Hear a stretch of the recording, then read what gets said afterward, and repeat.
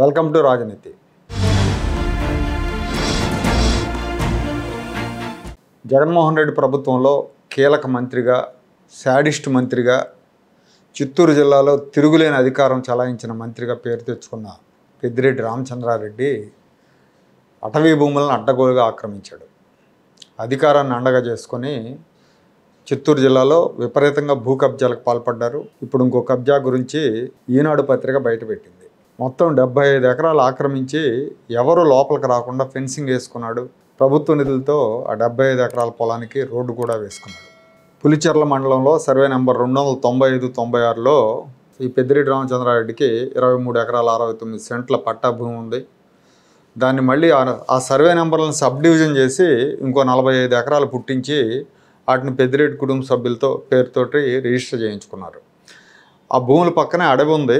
So అడవిని ఆక్రమించుకొని దాన్ని దీని కింద చూయించేశారు.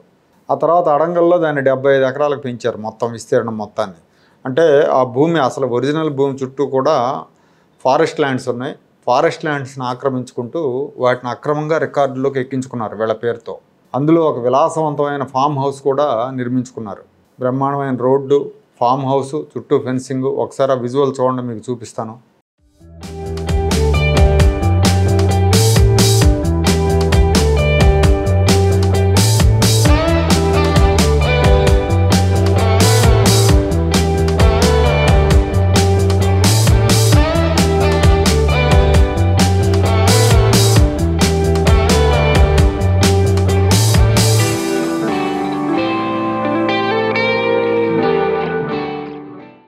ఈ 75 ఎకరాలు కాకుండా ఇంకో 30 ఎకరాలు కూడా ఆక్రమించారన్న ఆరోపణలు ఉన్నాయి ఈయన మీద.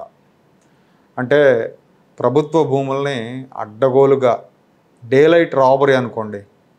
ఇతను చేసిన అరాచకాలు చిత్తూరు జిల్లాలో లెక్కకు మించి ఉన్నాయి. చిత్తూరు జిల్లానే కాదు, ఈయన ఇన్ఛార్జి మంత్రిగా ఉన్న అనంతపురం జిల్లా దగ్గర నుంచి అన్ని చోట్ల అన్ని అక్రమాల్లో ఈయన హస్తం ఉంది. ఇప్పుడు ఈ భూమి ఎంత భూమి ఆక్రమించాడన్నది ప్రభుత్వం తేల్చాల్సి ఉంది. దీని మీద ముఖ్యమంత్రి చంద్రబాబు నాయుడు గారు సీరియస్గా స్పందించారు. నివేదిక అడిగారు. రెవెన్యూ వాళ్ళు ఆల్రెడీ నివేదిక ఇచ్చారు. అలాగే పవన్ కళ్యాణ్ గారు కూడా అటవీ శాఖ నుంచి నివేదిక అడిగారు. వాళ్ళు కూడా నివేదిక ఇవ్వబోతున్నారు. ఈయన ఆక్రమించినట్టు పక్కాగా ఆధారాలు ఉన్నాయి.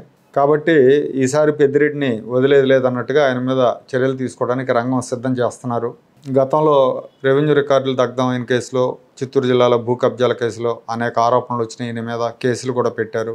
అయితే ఆ కేసుల మీద యాక్షన్ లేదన్న విషయంలో చాలా విమర్శలు ఉన్నాయి. చంద్రబాబు నాయుడు గారు మెతక ధోరణితో వ్యవహరిస్తున్నారన్న విమర్శలు వచ్చినాయి. సో ఈ విమర్శల నేపథ్యంలో ఇప్పుడు ఈ అటవీ భూముల ఆక్రమణ విషయంలో కఠినంగా వ్యవహరించాలని ముఖ్యమంత్రి చంద్రబాబు నాయుడు గారు అధికారులకు ఆదేశాలు జారీ చేసినట్టు తెలుస్తూ ఉంది.